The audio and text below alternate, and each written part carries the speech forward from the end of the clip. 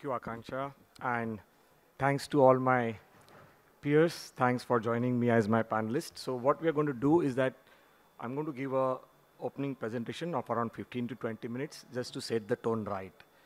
While we are all talking about high rise, it's also very important from architect lenses and also from the structural experts lenses and facade experts lenses to see how do we humanize those urban densities? How do we see the end user's response to it, Because this is the quest which is going to go on for next 15 years or maybe 20 years. So I have put something together just to have an opening dialogue with us. So basically, Saurabh and Soyuz will agree with me, architecture is a quest. It's a continuous journey of evolving new things. I don't think even after 35 years of my practice, I've got the right answers for every project that comes to us. So it's a continuous journey because lifestyle keeps changing, the community keeps changing its behavior. So it's a great endeavor for architecture that we have been given that leadership role to create a built environment. So we developed this definition where we say architecture is a creative science which combines art and engineering to develop a built environment. It's a comprehensive approach which is responsible for its contextuality, functionality, and sustainability. Most importantly, it has to be people-centric. It has to be human-centric. It's a combination of a hard skill of a good designability and a soft skill of a connecting the people. So if somebody will ask me, how do you describe architecture in 3 words, I would say it's space, people, and happiness. What we do, we design a space for the people and to arrive happiness for them. I think if we are able to do those things, the job is well done. So taking it ahead, high-rise age, is it a need or a greed? And it's a very interesting debate that we are going to have as we move ahead. So I personally feel that is high-rise nice to have or is it must to have? High-rise nice to have is a global dominance, symbol of economical and social growth, create a landmark, you want to be iconic. But today, if you'll see the challenges that we have is a rapid urbanization, increasing population, demand and supply. And people feel high-rise and sustainability, they cannot go in hand. There's a conflict, but I personally feel no trade-off between environmental responsibility of high-rise. We need to seek both. That is what is the task before us. Some of our buildings, addition to the Mumbai skyline, we are blessed, like Soyuz and Saurabh, with few clients where we are developing some of the tall buildings, and these are really insane numbers, 191, 290, 290, and 218 meters.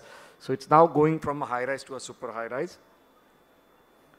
Crescent Bay, which is complete, Island City Center, which is complete, that's a Marina Bay project, almost 3/4 complete. And these are some of the mid-high-rise buildings which are there, and few of them are complete, few of them are under construction. Few more tall buildings which are coming in the Island City and the South Mumbai. So this is an interesting building which is coming right at the Nepean Sea Road. These are 27 duplexes and 2 triplexes. Now here is where the wealthy people from the South Mumbai have a great aspiration to have their own villa, and there's no land available for them to have their own villa. So what we can do as an architect, that we could create those sky villas, and these are the duplexes, which are 10,000 square foot of a duplexes, going 1 or above, but each of these duplexes have their own identity, they have their own privacy with their house and a nice garden all around it, and that's how it works, So you can see there's a deck which almost comes at 150 to 200 meter. But now our task, along with our structural consultant and facade consultant, to make it livable, to make sure that it is sustainable at that height, with that wind speed, with that harsh sun coming into you. How do you make it livable? So we created those weather panels, which you see there in a red color. These are all motorized weather panels which works on your smartphone. So throughout the day cycle, you can turn those panels, whereby you can calm down the wind, you can also take the glare control grills. So all of these gardens at that height with 6 kPa and a 4 kPa wind pressure becomes conducive. So this is where, again, I would say the architecture and engineering can come together and create something that is livable, safe, and resilient. So I'm going to just show you quickly 2 case studies. This is Aranya. This is coming at a very beautiful location in Mumbai, almost 42 million square foot of a job. The tall tower of 72 stories fully complete. And as you see it in city of New York, there's a Central Park. And anything that comes around the Central Park becomes more popular, more premium. Many of you must be knowing that we also have a nice Central Park, which is not as big as New York, which is almost 1/6 of the size, but it's a beautiful Central Park. And it was a great delight for us to work on this site, because this is the project where I could see the apartments at the lower level were sold at a premium rates. And apartment at the super tall level were sold at a premium rates, because at the lower level, you have a beautiful, uninterrupted lifetime view of a zoo, and which is beautiful. You can yet see the birds chirping there. You can actually have the temperature degree going 3 to 5 degree below. So it was a great experience working on this. That's actually a relation with the zoo and our site. That's a picture when the project was under construction. Very nice project, high density as usual, huge numbers to crack. This is again a public parking system where we are giving almost 2,800 car park. So we have 3 towers, and there's a beautiful clubhouse which is there on the Mother Earth with the 15% garden on the Mother Earth. And that's how it would look after it is fully complete, in relation with the ocean on one side and the zoo on other side. Some of the pictures while it is getting constructed. And when actually it topped up, we had a kind of a celebration. So this is the 3rd tallest building in our country. There are 2 more taller buildings than this which are there. But currently it is listed as a 3rd tallest building in country, where we have a 72 floors, 281.15 meters already topped up over there. There are lots and lots of things we learned. Automatic climbing shuttering system. The facade is also compatible to almost 6 kPa wind pressure and so on. So this is actually how the building looks. Now again, this is a curtain wall, and a lot of people have a myth that the curtain wall is no-no. When you try to do a curtain wall for the residential, it has a conflict with the sustainability. But I personally feel if you use the curtain wall in a judicious way, it's a blessing. Because for such a tall building, to do concrete and to do a window wall ratio is very tough. To maintain that quality of accuracy, the life cycle analysis, and so on. So this is a hybrid curtain wall. So it's a curtain wall, but it's simple. There are sliding windows embedded into it. There are openable windows embedded into it. There's a fire safety embedded into it. So this is where we as an architect and engineer should customize which is very, very conducive to the tropical environment. And that's what we have done here. Building is fully occupied. People are enjoying, and people are having a good time over there. So that's how as it would complete and look. That's a drop-off. The complete drop-off is covered. Again, it's a high density. We have a huge parking, almost 3,800 parking. So we took the opportunity to create the facade of the parking as a biophilic exercise. So these are natural plants. And now, fortunately, this industry is growing in Mumbai. Earlier, there was a big no-no about the plants. People were thinking it's a mosquito breeding, very difficult to maintain. But a lot of young generation is involved into maintenance of these bio walls. And it has a very beautiful podium, which actually depicts lifestyle for almost 3 different communities coming up over there. And there are a lot of spaces people have for their conglomeration. So we also have a North American concept where there are party rooms. So if anyone wants to go home on a Friday evening, they just book a party room. The food comes from home, wife is happy, the butler service in the party room, and you go home very clean. Because going out for a restaurant for a party is very expensive in Mumbai, with a lot of expensive things and GST and all. So there are business lounges, there are party lounges, there's a tranquility zone, there's a gym which is there in the water to keep yourself fit. So it actually satisfies all the needs of the people within the compound, and you have a stunning view. These are all infinity pool which are there. Actually looks into a zoo. You can enjoy the nice aroma of a teak which is there in the zoo. You have your own life within the compound. So what I'm trying to show here, that these high density compounds, the more self-sufficient you'll make, the less people will go out of it on the weekend, less fuel emission, less transport. It's more green, it's more nice. That's how the communities have been living. So we had a lot of interaction with the end users. We were trying to see what exactly they want within the compound.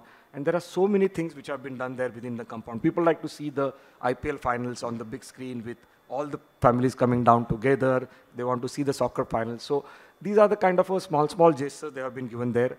There's a completely quiet zone where you can go, relax on a hammock, read the book. So all of these things are possible if you look into that direction.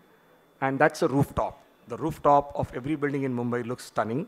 So we have created a rooftop with a very high parapet wall so that you are having no direct wind coming to you. And whole of that rooftop also gives you a nice view of the city. At the same time, you enjoy the city. Some of the pictures of the clubhouse, lounges. there's a coffee shop, there's a complete indoor stadium with all the facilities with pickleball, badminton, basketball, you name the thing which is there. And it's naturally ventilated. And whenever only required, it goes into the mechanical. This is how the tall buildings are. There's a core in the center, and there is a apartments on all four sides. So it's a big challenge to a structural consultant because the core, unlike the developed countries, there are these particular wings which are coming out. There are higher chances that the aspect ratio is very high and they'll go in torsion. But thanks to Watway and many of his colleagues to give us this nice solutions. It's simple core, and there are concrete blades which are there. And the core actually takes care of the wind speed. That is how it works. And then we have these apartments, almost column and beam free. You have a seamless connection between your apartment. This is an actual picture of an apartment at the first level. You have that garden actually coming very close to you. And that's how we did the curtain wall. You know, the main thing is a view. And in the corner, there's an openable window and there's a fixed window below. So these being a fixed glass, laminated glass, already it serves the purpose of safety and everything, but you have that seamless view from your room. Some of the pictures. And that's a deck from where you see the zoo view there. And that's how the building looks in relation with the surrounding. As I said, that's a rooftop. I have a small film work in progress.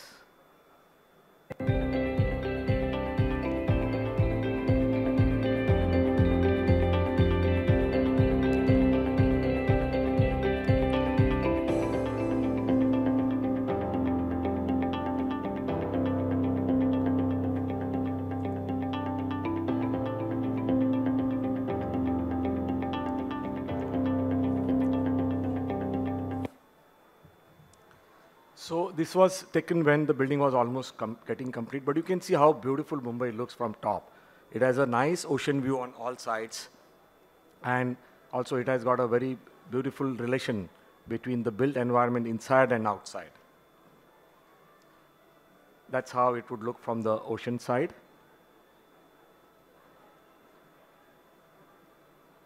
A quick case study, which is a project very close to my heart, and then we start with panel discussion.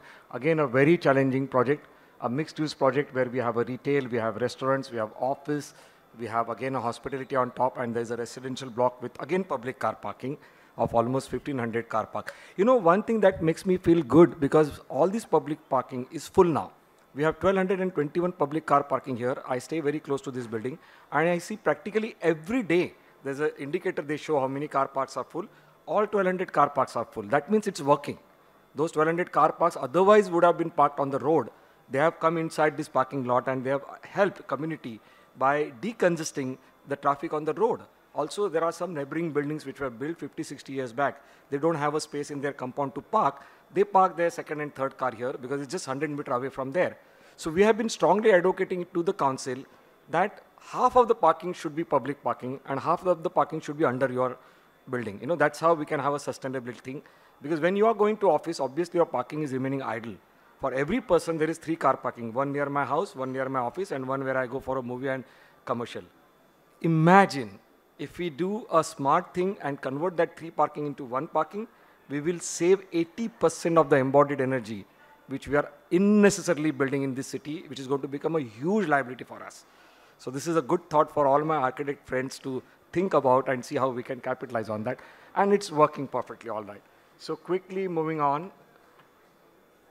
This got, again, tallest mixed-use structure in country. So we are quite happy about it. Many of you know the project. It's a very challenging site next to the ocean. The plot is wider, then it becomes narrower. So naturally, I kept that as a parking. I took the tower in the center, which springs up, having a nice view on all 4 sides. Initially, when we started, we developed 3 concepts. One was on a Jantar Mantar sundial. One was on an Indian temple architecture, where there is an articulation of the rich Indian artisan onto the facade of the building with a microfiber reinforced facade. And then third one was on diamond. This was the first one, second and third one. After long deliberation, client chose the diamond, and then we went ahead with this. Originally, this building was 320 meters tall, but by the time we came halfway, Civil aviation gave us a shock. They said, we are chopping off your 100-meter. And actually, that's how this was the original plan of the building. And when we came to know halfway that the building is going to be chopped off, this tower took birth afterwards. That's the biggest challenge to all the architects. That tower was not planned earlier. I cannot afford my clients 1,80,000 go into a drain. So we put that tower on the parking structure and created a residential tower there. So these are also the challenges that all of us are facing.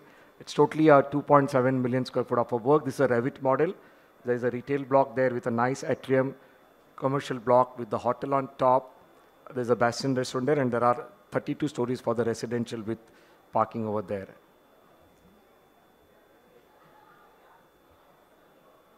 There are some of the massing.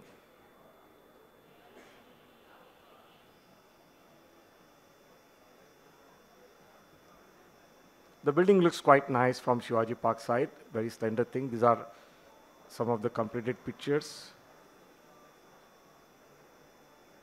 So actually, I created 14 drop-offs, like an airport. So there are 3 lanes and 14 drop-offs. So we actually did the simulation. 14 into 3, 42 cars can come and park at one time. And all the people, they get out and they get inside the building. Because there's a Sena Bhavan just next to it. So I had to be very careful that it has no adverse impact on the abutting traffic. And I'm very happy that it works very nicely that way. There's a nice atrium which is having a 80 feet of a tall thing. And this is north-facing atrium. So at no given time, there's a direct sun coming in.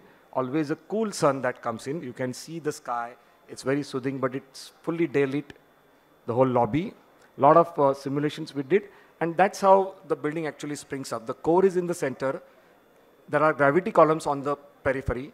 There is no structural column coming in, and there are PT beams. So I got 14,000 square foot of a footprint with no column and no beam. These are the low-rise, mid-rise, and high-rise elevators with service elevators and the egress on the other side. And all the shafts are looking outside. So there is no stress on people when they want to maintain or upgrade their services. That's how it works.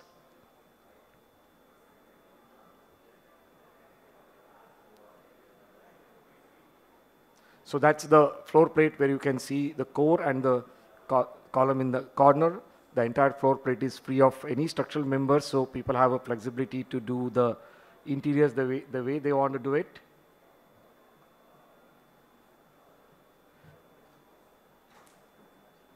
And also, every alternate floor, after 16 story, we have a terrace garden. So everybody has that nice, their private terraces where we are encouraging them to grow a plant which are oxygenated plants. So the return air of the air conditioning goes through that biofiltering, and it's working good for many people over there. A lot of people have taken 3 floors together, and they have grown a nice plants there. This is actually a services plant where you can see all my shafts are extrovert. So our structural consultant did a great job. They created those hinges. Otherwise, in all tall buildings, you see those shafts are inside. So the plumbing, HVAC, electrical, FHC, and fire escape, they're all outside. They have a clean, clear, simple access panel. So whenever you want to maintain, upgrade, it's pretty easy for them. Because you have to see the life cycle analysis of the building. The technology keeps on changing. You want to upgrade them. So it's becoming very easy for them. And we created an energy center, which is in one corner, accessed by a JK Sawant road there. So there is a 13-story energy center. So all my chillers, transformer, DG sets, cooling towers, they're away from the building. They're not in basement. So anytime the engineers comes, they will not enter into the main habitable space. They come in that utility building and they do the servicing, they do the maintenance. So at no given point, they are in the building, and there are tunnels which takes all these services to the residential and the commercial building. It's like when you have a lot of space, you create a district cooling or you create a utility building separately. Here in a tall structure, we use it in a innovative way, and thanks to our MVP consultants to make this happen in a very nice way. So these are the low-rise, mid-rise, high-rise. All of you know about the elevator. This is having a compass system where the guaranteed wait period is 29 seconds. And it really works as a transit management. So if Lakshmi comes, the system identifies that Lakshmi has come. The main gate opens. They know that her parking is at 32nd level. So when she goes for a parking, every gate opens. By the time she's on a 32nd floor, the elevator has come and waiting for her at 32nd floor. She gets into the elevator and she goes to her office at 40th floor, the door is open, like a James Bond. So you save cumulatively every person's 3 to 4 minutes. And every day 8,000 people are coming there. 8,000 people into 4 minutes. You can see how much of a national wealth can be saved through a transit management just by doing a nice integration of a technology, and it's perfectly working fine there. Because people are now calculating the time when you have entered the gate and time when you are on your workplace. In many buildings, it is taking 20 minutes, 22 minutes. It's insane.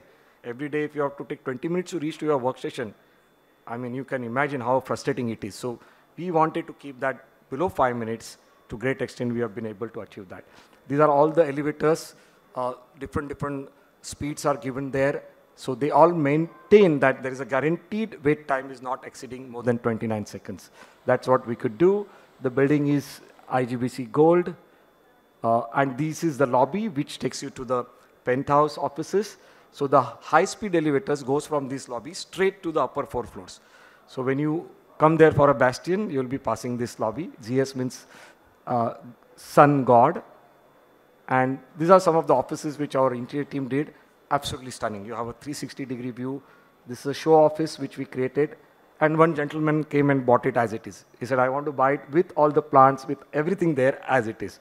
So that's also something nice to get recognized. So this is an office which is now operational.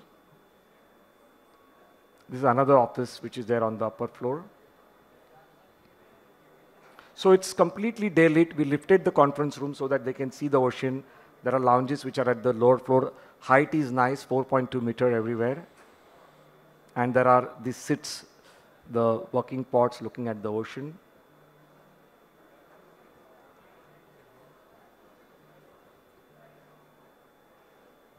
And there's a helipad on top. So whenever the aviation will open up the permission, this would be one of the helipad which will work actually in practice. It's a beautiful helipad meeting with all national and international compliances. And Mumbai looks beautiful from top. That's the aerial picture there. Then we have a residential wing where we have around 80 families. That's a residential lobby, completely secluded. Entry, exit is separate. So that's also a challenge in a mixed-use building. How do you separate the residential people from the commercial? There are 6 apartments per floor, again with the 4.2 meter height. So they look nice with a lot of daylight. There's a beautiful deck, earlier approval, Saurabh, not now. We got this in earlier times. So there's a nice deck which looks at the ocean. And there's a clubhouse which is on a 14th story. Half acre of open land at the 14th story with a infinity pool there. So these are the challenges. You don't have the Mother Earth, you don't have the land, but we didn't leave any opportunity to create biophilic things on top. A lot of public programs, plants happening, a lot of students, they visit there, a lot of study tours. This is on the top. Again, I have a small film to conclude my presentation.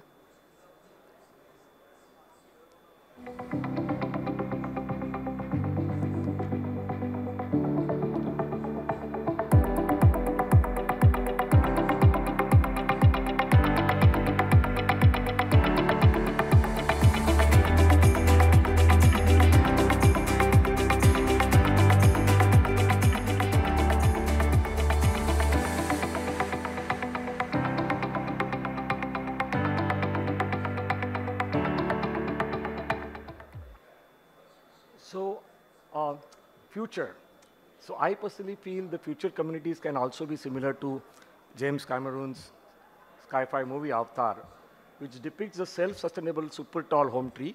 This would probably be the next step for a zero energy or maybe a positive energy structures. What does the skyscrapers do? I feel they do a good job reducing eco footprint, reduce energy consumption, reducing the travel impact, reducing the land use, increasing the vertical density, and also we can maintain all our farm and forest land together. So there is no doubt that the tall buildings and high density structures are the need of future. While designing them, our challenge is to be smart, thoughtful, so that they are both sensible and sustainable.